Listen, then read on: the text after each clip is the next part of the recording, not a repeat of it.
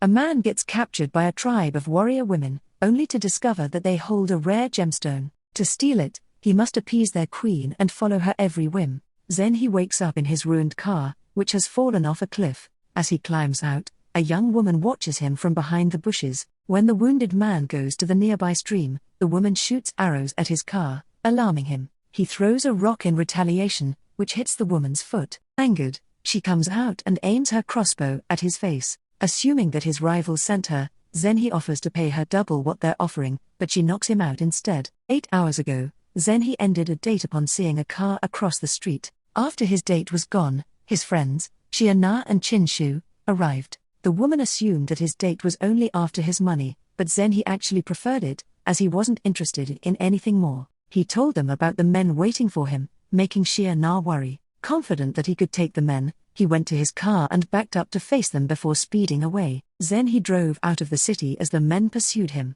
After a while, Xia Na called him, worried that he hadn't lost the men yet. Zenhi figured that the men worked for someone in the jewelry industry and were after the emerald they found. Because of this, he was sure that they wouldn't harm him. Near dawn, they drove through a mountain road, but a truck suddenly appeared, forcing Zenhi to turn. Thunder clapped as his car hit the barriers and fell down the cliff. One morning, the woman who found Zenhi tends to his wounds. She thinks he's special, so she smiles when he wakes up. Thinking that she works for his rival, he offers her anything she wants if she helps him. Instead, she introduces herself as Xing Yue of the Star River tribe. An older woman, Yan He, enters and declares that Xing Yue is their queen, while Zenhi is the first man to reach the Star River tribe alive. The man thinks they're just cosplayers, so he runs out of the tent, only to find a tribal village outside. He assumes that it's a set piece and makes jokes about it. Offended, Yanhi kicks the man off, and Xing Yue ties a rope to his leg, making him dangle in the air. More women aim spears at him, but Zenhi thinks they're just props. When one shoots a crossbow at him, he realizes they're real. Later, he gets imprisoned while he calls out the tribespeople, challenging them to a one-on-one fight. The tribesmen call him disgraceful because he's willing to fight a woman, but they stop when Xing Yue arrives. Tired of their games, Zenhi declares that he surrenders just to get out. However, Xing Yue declares that he must be punished for disrespecting the women who run the tribe. She orders him to be caged for the rest of his life, so the tribespeople start leaving. With this, he finally realizes that he's actually in a real primitive tribe. The next day, Zenhi notices how the tribesmen do the chores while the women hunt. Yun He approaches him and recounts that fate allowed him to pass the misty forest. She claims to be the tribe's astrologer, which confused Zenhi since reading the constellations came from the Western civilization. Still, he asks how he can leave, but Yun He claims that he'll only live under their queen's protection. Changing tactics, Zenhi starts offering Yun He money, but she points out that those are useless to them. She explains that they can't let him leave since he's the first to arrive there alive and survived after 4 days in a coma. Zenhi is surprised to learn that he was unconscious for days, fueling his urge to escape. At the crash site where his car fell, Xia Na and Qin Shu searched for him. However, Qin Shu thinks it's unlikely that Zenhi survived the fall. Meanwhile, Zenhi calculates his chances of escaping, though he doubts he can fight the warriors. Instead, he must outsmart them. Soon, Xing Yue hands him a cup of water, and he takes the chance to apologize. He begs to be released, but Yun predicts that disaster will strike them if he climbs back up the cliff. He promises not to bring them harm, adding that his mother is waiting for him. He even invites Xing Yue to go to his car to check his belongings and prove that he's a good person. Soon, the two reach his car, but Xing Yue aims her crossbow at it, thinking it's a beast that swallowed him.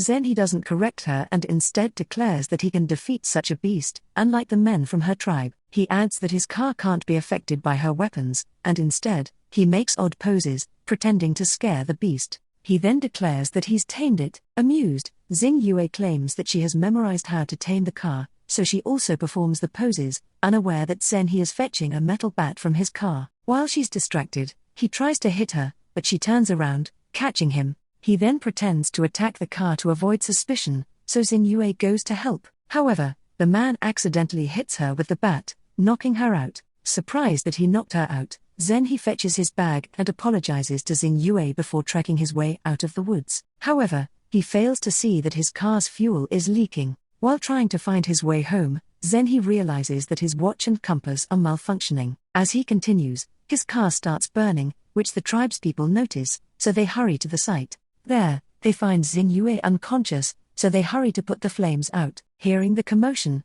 Zenhi finally notices the smoke but tries to ignore it. He then changes his mind when he hears Yun. He begs for Xing Yue's life, so he runs back to the site. He warns them that the car will soon explode, so the tribespeople run while Zenhi drenches himself in water to save Xing Yue. In his arms, the woman wakes up, and he assures her that he'll protect her. With that, he carries her out of the scene just before the car explodes. In the city, Xiana gets distracted by her worry that she accidentally drives through a red light, nearly causing a collision. Snapping out of her stupor, Xiana plots to find the people who chased Zenhi and clone his phone to continue their transaction with their client. Qinshu questions the point if Zenhi is gone, but Xiana is sure that he'll return. Eventually, Zenhi wakes up in the tent with another warrior watching over him. He pretends to still be unconscious as Yunhee arrives. The other woman points out that the man saved their queen, so he must be rewarded. Yunhee refuses, since she thinks he started the fire to kill Xing Yue.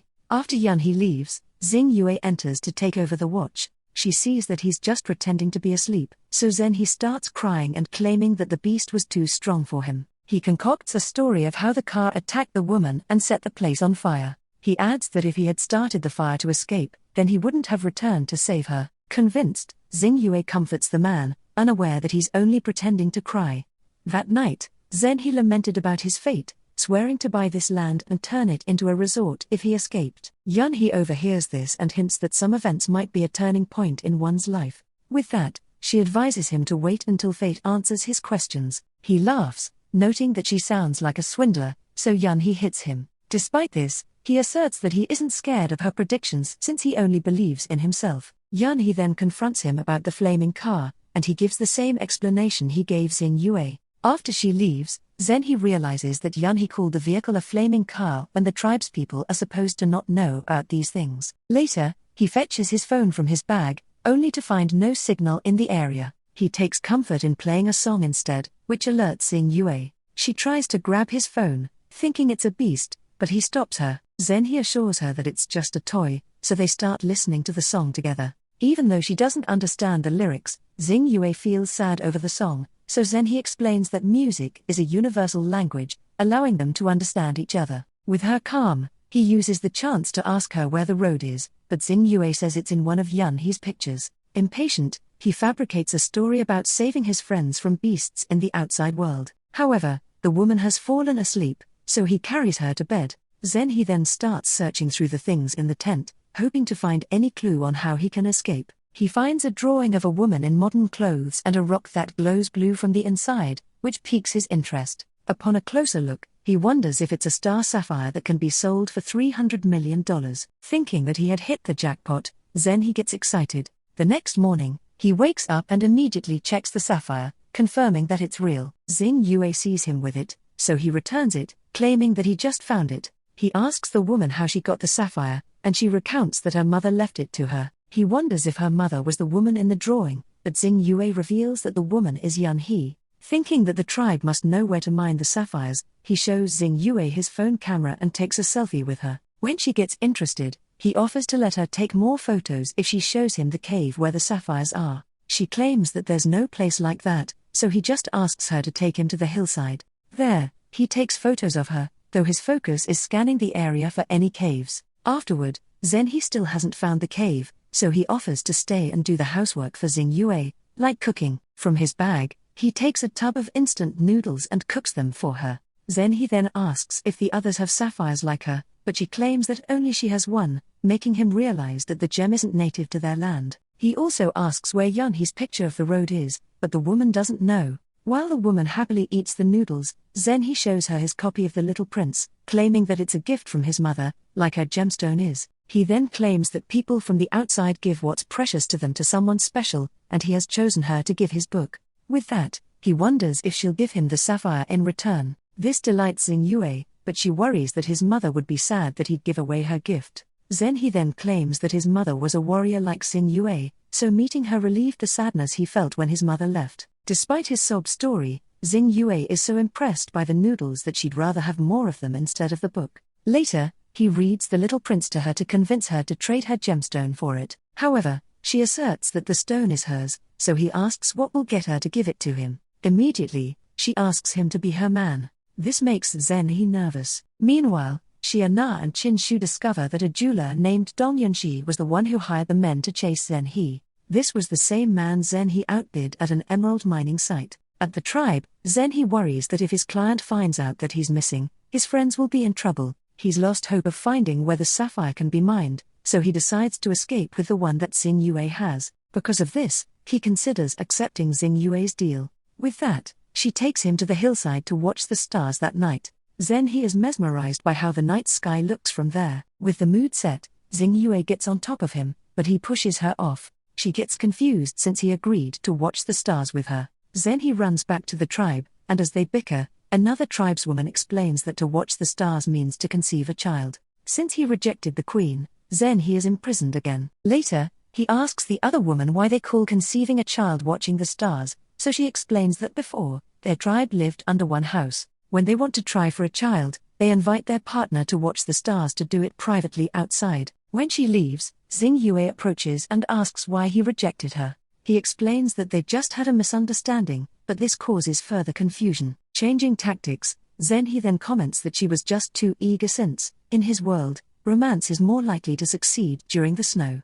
They must also hold a wedding ceremony first, giving Xing Yue an idea. The next day, Qin Shu uses a drone to search the forest but loses connection with it when it gets a bit farther. He then recalls a thunderstorm on the night of Zhen He's accident. This might be why there's a disturbance in the magnetic field in the area. Meanwhile, Xing Yue takes Zhen He to the forest to confess her love to him. However, she spills animal blood on him since she misheard his explanation about snow. This pisses him off, so he berates her for only wanting him for his belongings when she hasn't even given him the one thing he wants. As he walks away, his foot gets caught in a trap, but she refuses to help him unless he agrees to be her man. Desperate, he agrees to this and even promises to watch the stars with her. Despite this, Xing Yue has him tied to a rope as she takes him back to the tribe, refusing to let him escape. Just then, Zhen He sees a banner under the leaves, recognizing it as the one they put on Qin Shu's drone. Realizing that his friends are searching for him, he looks around, but Xing Yue continues dragging him away. Zhen He recalls that he had an agreement with his client, Lian, to report to her every 7 days and meet her face-to-face every 15 days. It's already been 12 days since he went missing, so he worries that Lian will become suspicious. He notices that his watch works inside the tribe but not in the forest, so the abnormal magnetic field ends there. Suddenly, Xing Yue invites him to go hunting. Thinking that Yan He will be forced to search for them if they get lost, he accepts, hoping that she'll reveal a map through the forest. As a backup, he also tells Xing Yue that he'll be her man starting tomorrow. That night, Lian arrives at Zhen He's house. She questions Xia Na about where Zhen He is, knowing that they cloned his phone to report to her. Since their contract has just begun and there's been no progress, she's suspicious that Zhen He is fooling her. Xia Na claims that he went to the mountains to honor his mother, which he does annually. They can't contact him either, so they don't know when he'll return. Calling their bluff, Lian gives them 48 hours to bring Zhen He to her, otherwise, their contract will be terminated, and they'll be fined $60 million. Just as desperate to return, Zhen He prepares for their hunt. He reminds Xing Yue that they'll be married tomorrow, so there shouldn't be any secrets between them. With that, he asks what's at the end of the forest. She claims that there's a cave, piquing his interest. This makes him think that no one has gone past the forest since all devices fail to work there. With that in mind, he wonders if he can escape the forest by going into the cave. To get past the warriors, Zhen He asks Xing Yue for wine for their wedding and sneakily drops sleeping pills into their wine barrel. This begins his plot to escape the tribe and steal from their queen.